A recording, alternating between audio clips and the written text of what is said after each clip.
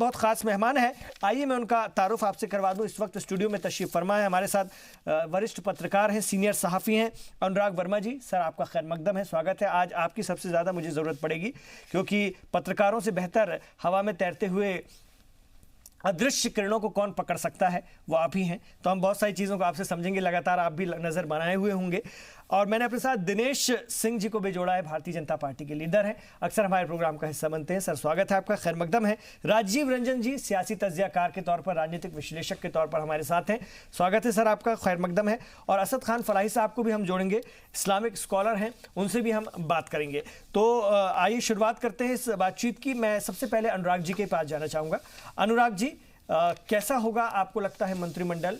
बड़े चेहरे सारे वही के वही होंगे या, क्योंकि हमेशा सरप्राइज रहता है मोदी जी के इस दौर में, आपको अभी कुछ घंटों बाद या कल क्या नया मिल जाए जिनके बारे में आप सोच भी नहीं सकते वो हो जाए, या कोई ऐसा नाम जो कि आप तसव्वुर ही नहीं कर सकते, बाहर से ही कोई लाकर के कोई स्पेशलिस्ट बिठा दें, ये भी हो सकता है। तो क्या हो सकता है, थोड़ा सा जरा उस पर रोशनी डालिए। देखिए, अभी जब तक वो लोग खुद डिक्लेयर नहीं करते, हम लोग सिर्फ अंदाजे लगा सकते हैं। हाँ, वही आज हमें अंदाजे लगाना है सर। देखिए, एक चीज है जो उन लोगों की काम करने की शैली को अगर देखा, जैसे पहले कांग्रेस की जो सरकारें बनती थी, यूपीए की सरकारें बनती थी, आपको पता होता था कि आप ये 10 या 15 नाम उठा लीजिए, ये मंत्रिमंडल के में बड़े पोजीशंस पे ये लोग बैठेंगे जी। उसके बाद के लिए थोड़ी सी जद्दोजहद होती थी कि बाकी के विभाग किसके पास जाएंगे, लेकिन 10, 12, 15 लोग सेट होते थे कि उनके बारे में पता होता था कि वो लोग को इंपॉर्टेंट विभाग मिलेंगे।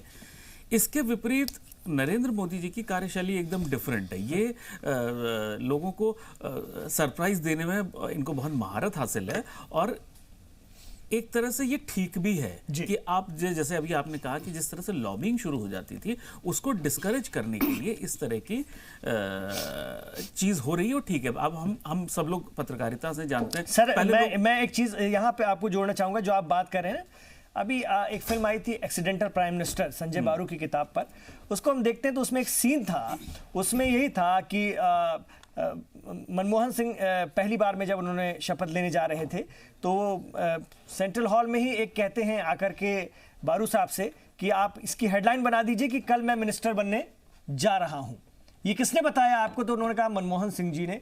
और उसके बाद थोड़ी देर बाद वो कहते हैं कि नहीं, मैं नहीं बनने जा रहा हूं, आपकी हेडलाइन को आपको चेंज करना होगा क्योंकि हाईकमान ने उन्हें मना कर दिया है। अब तो वो हालात नहीं, लेकिन वो जो लॉबिंग होती थी, तुरंत जो है लोग अफवाहें शुरू कर देते थे, अपने पक्ष में माहौल बनाना शुरू करते थे, और ये चलता रहता था, वो अब नहीं होता। अच्छा, इसके बाद भी बड़े बड़े व्यापारिक घरानों के प्रतिनिधि जो है लोगों को फोन कर करके पूछ रहे होते थे किसको कौन बन रहा है, कैसे बन रहा है। वो अब जो है पिछले 5 साल से नहीं सुनाई देता है कि जो कैबिनेट रिशफल हो रही है तो लोग पता करते थे कौन बन रहा है, हमारे मतलब के विभाग किसके पास होंगे, क्या करना है, वो सब अब एकदम खत्म हो चुका है। अब बड़े ही राजदारी से चीजें होती है। अच्छा, एक चीज और भी है कि अगर आप पुराने शासनकाल को देखिए ना, तो इवन जो एमपीज चुन के आते थे वो भी आपको पता होता था, सेट पैटर्न पे एमपीज आते थे, उनमें से होता था। यहां पे क्या होता है कि चूंकि चुनाव ही नरेंद्र मोदी के नाम पे लड़ा गया, जीत भी नरेंद्र मोदी के नाम पे हुई, तो मेंबर ऑफ पार्लियामेंट जो है वो बहुत ही गौड़ हो गया। इंपॉर्टेंट सिर्फ एक आदमी है। इवन आज की भी जो कार्यशैली अगर आप देखिए तो मंत्री मंत्रालय के पास इतनी शक्ति नहीं जितनी पीएमओ के पास है। सारे इंपॉर्टेंट काम पीएमओ से होते हैं, ना कि आपको किसी मंत्रालय में किसी मंत्री के पास ये इतनी ज्यादा स्वायत्तता है कि वो बड़े डिसीजंस ले सके। पीएमओ का रोल बहुत बड़ा है, तो उसमें भी एक फर्क आता है कि मंत्रालय के बंटवारे में इनका जो पीएमओ जो स्ट्रांग, अभी जो बात भी करी थी कि पीएमओ को स्ट्रांग बनाना है, तो वो भी एक चीज आती है कि पीएमओ अगर स्ट्रांग रहेगा तो मंत्रालय लेवल पे अगर कुछ लूप होल्स होंगे तो उसको वहां से मैनेज किया जा सकता है। तो इस दृष्टिकोण से मुझे जो लगता है कि जो ये मंत्रिमंडल होगा, ये नए और पुराने का एक कॉम्बिनेशन होगा। नए और पुराने का कॉम्बिनेशन। मैं आ रहा हूं सर आपके पास, मैं दिनेश सिंह जी के पास जाना चाहूंगा। दिनेश सिंह, असद खान साहब भी हमारे साथ आ गए हैं। असद खान जी, आपका भी स्वागत है, खैर मकदम है। दिनेश सिंह जी, आपसे ये जानना चाहूंगा, सबसे पहला सवाल तो यही है जो हर भारतीय जनता पार्टी के नेता से हम सुबह से पूछ रहे हैं, कल से पूछ रहे हैं, पिछले 1 हफ्ते से पूछे जब से रिजल्ट आए हैं, अमित शाह क्या बनने जा रहे हैं? वजारत में होंगे या नहीं? कुछ तो हिंट दीजिए। देखिए, कोई अगर आपको हिंट देता है तो मुझे लगता है बेईमानी है।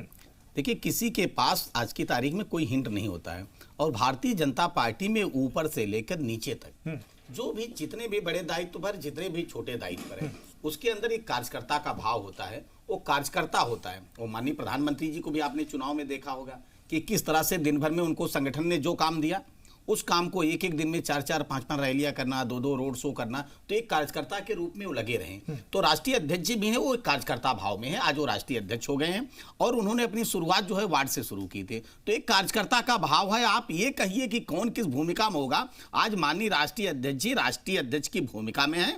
और रहा सवाल आपका किस कैबिनेट के हिस्से कौन बनेंगे, ये वजीरे आजम का विशेषाधिकार होता है कि अपने वजारत में वो किसको रखते हैं, किसको नहीं रखते हैं। और आपने देखा होगा कि पिछले 5 वर्षों में उन्होंने इस काम को बाखूबी किया था कि लोग कयास लगाते रह गए थे, लेकिन आवश्यकता पड़ी तो उन्होंने बाहर से भी लोगों को रखा, उन्होंने ब्यूरोक्रेट से भी लोगों को रखा, उन्होंने इवन की दूसरे दल में लोग थे उनको भी लाके, क्योंकि प्रधानमंत्री जी को सिर्फ एक चीज चाहिए, वो चाहिए डिलीवरी।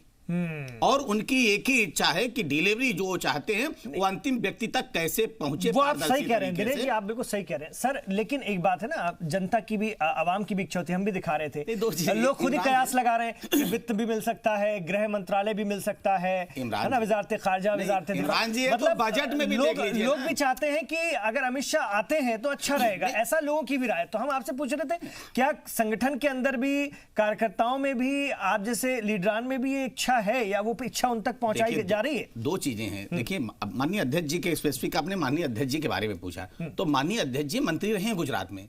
जब माननीय प्रधानमंत्री जी उस समय मुख्यमंत्री थे, तो माननीय अध्यक्ष जी उस समय गृह मंत्री थे, तो उस समय का भी डिलीवरी सिस्टम आपने देखा होगा। माननीय अध्यक्ष जी गृह मंत्री के रूप में भी वहां परफेक्ट काम किए थे, और माननीय अध्यक्ष जी को आज राष्ट्रीय अध्यक्ष के रूप में आपने देखा। मैं जब तक समझ रहा हूं, जब से कार्य करता हूं, मैंने परिश्रम की पराकाष्ठा करने वाला इतना राष्ट्रीय अध्यक्ष नहीं देखा अपने जीवन में। लोग मेहनत करते थे, लोकप्रियता होती थी, लेकिन इतना परिश्रम करने वाला अध्यक्ष मैंने अपने जीवन में नहीं देखा। तो आज राष्ट्रीय अध्यक्ष के रूप में उन्होंने पार्टी को कहां से कहां पहुंचाई। तो मुझे लगता है कि अगर राष्ट्रीय अध्यक्ष के रूप में भी रहेंगे तब भी पार्टी को मजबूती मिलेगी, अगर वो सरकार में होते हैं तो सरकार को मजबूती मिलेगी। ये माननीय प्रधानमंत्री जी को तय करना है। ठीक है, मैं एक चीज और ऐड करूंगा। जैसे पिछली बार इसमें एक फर्क आया है कि दुर्भाग्य से कुछ बहुत ही इंपॉर्टेंट लोग जो इस कैबिनेट के हिस्सा थे वो अब नहीं रहे हैं। तो अच्छा, और कुछ स्वास्थ्य के आधार पे कुछ लोग नहीं होना चाहते हैं मंत्रिमंडल में, तो एक बहुत बड़ा लॉस ये होगा। उसकी रिकवरी कैसे होगी, ये नरेंद्र मोदी जी को सोचना पड़ेगा। एक चीज और है, आपने जो कहा, देखिए दो चीजें हैं। पिछली बार अभी क्या है, अभी तो 5 वर्षों तक उन्होंने अपने मंत्रियों को परख लिए हैं पूरी तरह से, किसके अंदर क्या क्षमता है उसको भी उन्होंने पहचान लिया है। और एक एक चीज का हिसाब माननीय प्रधानमंत्री जी के पास भी होता है, राष्ट्रीय अध्यक्ष जी के पास भी होता है, और जनता के पास भी है।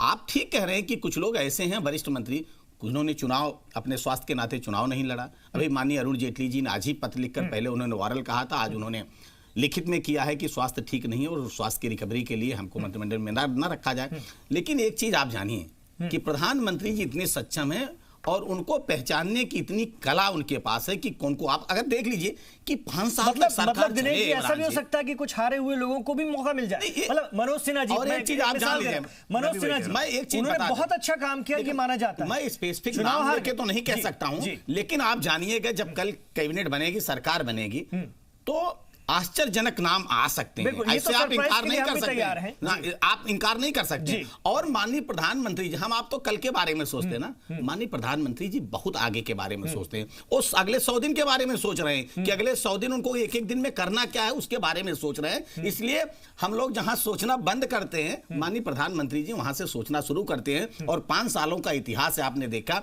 कि वही डिलीवरी सिस्टम था कि नीचे तक वो बात आज पहुंची है। इसलिए माननीय प्रधानमंत्री जी की आज लोकप्रियता भी है, और 5 साल के शासन के बाद भी कोई करप्शन का चार्ज नहीं सरकार पर, बहुत बड़ी। ठीक है, मैं आ रहा हूं आपके पास। मैं राजीव जी के पास भी जाना चाहूंगा। राजीव जी, जातिगत समीकरण और एनडीए के सुपर एनडीए बनाना, 303 तो आ ही गए हैं भारतीय जनता पार्टी के, लेकिन उन्होंने एनडीए को भी साथ रखना है और उन्होंने ये कमिटमेंट किया है कि हम उनमें से भी बनाएंगे।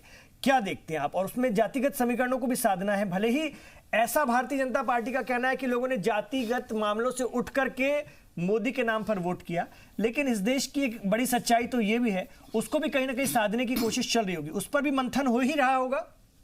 एक्चुअली इमरान साहब जो नरेंद्र मोदी जी जो प्रधानमंत्री हैं और जो कल फिर से शपथ ग्रहण लेने जा रहे हैं, तो इनकी एक विशेषता है जो आपने भी देखा है, पूरी देश ने देखा है, दुनिया ने देखा है।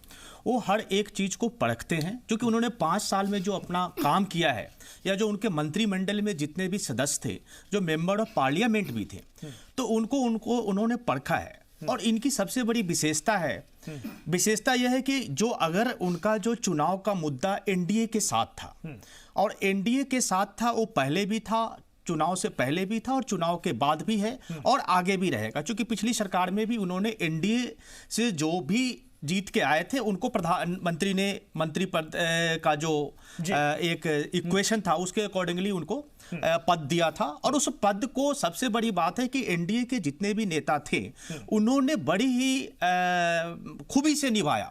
और किसी पे आप समझ सकते हैं कि भाजपा से हो या भाजपा से बाहर से हो, चाहे वो जदयू तो पिछले इसमें नहीं रहे टेन्यूर में, चाहे दूसरी पार्टी के जितने भी थे, किसी पे भी करप्शन का कोई भी चार्ज नहीं लगा। क्योंकि उनको पता था कि जो हमारे लीडर हैं, जो हमारे नेता हैं, वो खुद इतने ईमानदार हैं और हर एक चीज को परखते हैं और हर एक चीज को भली भांति देखते हैं कि हमें क्या करना चाहिए। इसके अकॉर्डिंग सारे लोगों ने काम किया। जहां तक इस साल की बात है तो ये प्रधानमंत्री जी का ये व्यक्तिगत और उनका ये जो आप कह सकते हैं कि व्यक्तिगत राइट होता है कि उनको मंत्रिपरिषद में किसको किसको रखना है और कौन उनके जो भी खेमा है, खेमा का मतलब है कि जो उनके लिए काम कर सकता है, देश के लिए काम कर सकता है, जो राष्ट्र के लिए काम कर सकता है, जो विकास के लिए काम कर सकता है। क्योंकि उनको अब विश्वास की भी बात करते हैं। अब हमारे प्रधानमंत्री जी विश्वास की भी बात करते हैं कि जो जनता, जो भारत की जो जनता ने उनको वोट किया है, देश के लिए जो वोट किया है, तो उन पे विश्वास भली भांति वो आगे भी बना रहे, उस पे उनका नजर बहुत ही पैनी नजर रहेगा आगे भी। उसके हिसाब से वो सारी अपनी इक्वेशन को बना के फिर वो मंत्री पद किसी को भी देंगे। वो एनडीए भी इसमें पार्ट होगा और एनडीए के भी इसमें मंत्री बनेंगे और वो भी उनके साथ काम करेंगे। इसमें एक चीज मैं थोड़ा सा जोड़ना चाहूंगा कि इस बार कुछ युवा पीढ़ी जो यंगस्टर्स आए हैं उनको भी उसमें एक सहभागिता मिलेगी, महिलाओं को भी सहभागिता इसमें ज्यादा मिलेगी, जो मेरा अनुभव। जरा तफसील से बात करूंगा, जो सेकंड लाइन के चेहरे हैं बड़े नेताओं के अलावा, उनमें कौन कौन हो सकते हैं, उनको कितना मौका, और खवातीन की तादाद पिछले बार भी अच्छी खासी थी कैबिनेट में, और इस बार क्या उसमें और इजाफा हो सकता है क्योंकि कई और खवातीन जो हैं जीत करके आई। असद खान फलाही साहब, वजारत अक़लियती उमूर एक अहम वजारत है, और अगर हम बात करें सबका साथ, सबका विकास, सबका विश्वास, ये वज़ीर आज़म ने अपनी पहली ही तकरीर में कह दिया है। सबका विश्वास से उनका मतलब भी हम सब समझते हैं कि वो अक़लियतों का उन्होंने जिक्र भी किया था, और अक़लियत कहा था, लेकिन हम समझ सकते हैं बिलखुसूस मुसलमानों की भी बात उसमें है।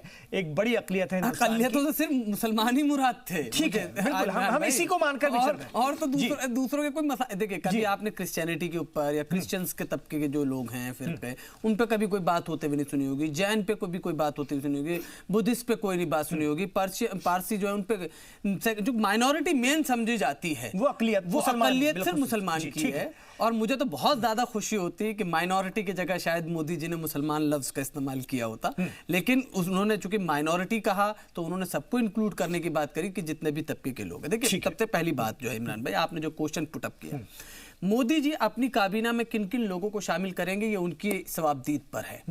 लेकिन जो सवाल उठता यह है कि क्या वो अपनी काबीना में किन किन लोगों की नुमाइंदगी शामिल करते हैं। दो चीजें हैं, एक तो एनडीए के वो तमाम दल जिन्होंने इसके अलायंस में रहे बीजेपी के साथ, उनमें से किन किन लोगों को अपनी काबीना में शरीक करते हैं, और दूसरा हिंदुस्तान के तमाम फिरके, तमाम तबके, तमाम समुदाय के लोगों की नुमाइंदगी किस तरह देते हैं। यह सवाल है जिस पे हमें गौर करने की जरूरत है। क्योंकि अब आप देख रहे हैं कि सुनने में आ रहा है कि बंगाल से भी काफी नुमाइंदगी दी जाएगी, बिहार से भी काफी नुमाइंदगी दी जाएगी, राजस्थान से भी। ये वो क्षेत्र हैं, ये वो इलाके जहां मेजॉरिटी में, यानी कहिए कि इनको जो है 100 आउट ऑफ 100 वोट्स मिले हैं। राजस्थान राजस्थान में, हरियाणा में, गुजरात के अंदर, मध्य प्रदेश में एक सीट का उनका मामला रहा। तो इन सीट से इनके ऊपर ज्यादा प्रेशर है कि चूंकि यहां से ज्यादा नुमाइंदगी दी जाए, और हमेशा चूंकि हिंदुस्तान का संविधान और दस्तूर इस बात को कहता है कि आपको अपनी काबीना के अंदर तमाम लोगों की नुमाइंदगी और उनका प्रतिनिधित्व और रिप्रेजेंटेशन रखना ही होगा।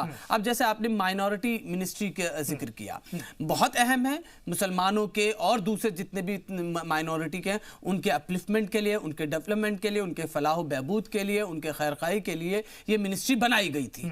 2006 में इस मिनिस्ट्री की तश्कील की गई। वो इसीलिए की गई ताकि जो इस समाज के लोग हैं उनको किस तरह से मेन स्ट्रीम में, मुख्य धारा में जोड़ा जा सके। और बहुत हद तक ये मिनिस्ट्री काम कर भी रही है। ऐसा नहीं है कि हम इसके बिल्कुल ही रूल आउट कर दें कि बहुत सारी स्कीम्स, बहुत सारी योजनाएं, बहुत सारी इसकी जो हैं वो कामयाब नहीं हो सकी, बहुत सारी चीजें। लेकिन उसके बावजूद भी बहुत बेहतर, कम से कम अगर 100 को नहीं तो 20 को तो फायदा मिल ही रहा है इस मिनिस्ट्री से। लेकिन अब ये देखना होगा कि क्या इस मिनिस्ट्री के जरिए, चूंकि जो उन्होंने पार्लियामेंट के अंदर अपने खिताब में कहा, सबको मुखातब करते हुए, कि हमें एक राजनेता वाला रोल निभाना है, और राजनेता का कोई धर्म नहीं होता, कोई जाति नहीं होती, कोई भाषा नहीं होती। वो जिस इलाके से चुन के आते हैं उन तमाम लोगों की नुमाइंदगी करना उनका क्या दस्तूरी और कॉन्स्टिट्यूशनल हक है उनका कि वो उनकी नुमाइंदगी करें। तो अब हमें ये देखना है कि, और आपको एक बात बताऊं इमरान भाई, चूंकि बहुत अच्छा प्लेटफॉर्म है और यहाँ पे आप मौका देते हैं बात करने का, मुसलमानों का जो भरोसा जीता है ना इमरान भाई, वो बीजेपी ने नहीं जीता है, मोदी जी ने जीता है। क्योंकि पिछले 5 साल के मोदी जी के जो बयानात थे, उससे कहीं ना कहीं मुसलमानों के दिल में ये तो लगा कि हाँ, इनके बयानात से हमें लगता है कि शायद ये हमारे लिए उतने ही कंसर्न हैं, उतने ही संजीदा हैं शायद जो दूसरे और करते हैं। लेकिन बीजेपी ने और बीजेपी के जो दूसरे लीडर्स रहे, उन्होंने कभी भी मुसलमानों को करीब आने का मौका नहीं दिया, या उनका भरोसा या उनका एतमाद जीतने की बात नहीं की। बारहा आपने सुना होगा, आपने स्टोरीज भी चलाई हैं कि कहीं जहां पे कहा गया कि हमें मुसलमानों की वोट की जरूरत नहीं है, कहीं पे कहा गया कि ये बजरंगबली और हजरत अली की बात आई, कहीं पे ठीक है असद खान फारिस साहब, लेकिन हिंदुस्तान के अवाम ने अपना फैसला दिया ना, हिंदुस्तान के अवाम ने अपना फैसला मोदी जी के नाम पे दिया है। चलिए ठीक है, मोदी जी के नाम पे दिया। अब ये मुझे बताइए कि मुख्तार अब्बास नकवी, एमजे अकबर थे पिछले 2014 की सरकार से बनी सरकार में, इस बार क्या लगता है, मतलब जो बात आप कह रहे हैं कि भरोसा मुसलमानों का जीता है उन्होंने, तो क्या और माइनॉरिटी से जुड़े हुए मिनिस्टर्स, और मैं बिल्कुल मुसलमानों की बात करूं तो आ सकते हैं क्या, कुछ चेहरे आ सकते हैं क्या, बाहर से भी ला सकते हैं, जरूरी नहीं कि जीत कर कोई आया हो या उससे मौका दिया जाए। कि पिछले 14 से लेकर एमजे अकबर साहब को ऐसे ही लिया था, 2014 से लेकर 2019 तक का मौका तो था ही बीजेपी के पास कि वो और ज्यादा एतमाद जीत लेती, और ज्यादा भरोसा जीत लेती मुसलमानों का, कि जिसको कहा गया कि उनको छल किया गया उनके साथ और हमें उसके अंदर छेद करना है, जो मोदी जी ने कहा। लेकिन इनके बयानात ने, इनके अल्फाज ने मुसलमानों के जज्बात और एहसासात को बारहा मजरूह किया, जिसकी वजह से मुसलमान उतना ज्यादा इनके साथ नहीं जुड़ सका जितना जुड़ना चाहिए। मैं आज आपको स्टैटिकल रिपोर्ट पेश कर रहा हूं कि 29 सीट्स ऐसी हैं लोकसभा में जिसमें मुसलमानों की 40% से ज्यादा पॉपुलेशन है, और उसमें से 26 सीट एनडीए को मिली है। तो क्या बिना मुसलमानों के सपोर्ट के जीत के आ सकते थे वो? बिल्कुल नहीं, ये बात तो सच है ना। और हमने आपको बताया था 93 में से 43 सीटें तो वो रही जिसमें भारतीय जनता पार्टी को समर्थन मिला, और उनमें मुसलमान नैतिकता के आधार पर, इमरान भाई, स्थिति में थे जी, नैतिकता के आधार पर, अखलाकी तौर पर अब इस सरकार के ऊपर और बड़ा फरीजा ये है कि ये मुसलमानों की ज्यादा से ज्यादा नुमाइंदगी बढ़ाए, सरकार के अंदर भी और पार्टी के अंदर भी, और मुसलमान जो लोग बेचारे जरूरतमंद हैं, जो इस वक्त हालात, क्योंकि 12 कोट का ज्यादा दलित, कुछ जगहों पे बहुत बुरे हालात हैं मुसलमानों के, इसमें कोई शक नहीं, लेकिन उनके तालीमी मैदान पर भी मैं बात करने आ रहा हूं सर।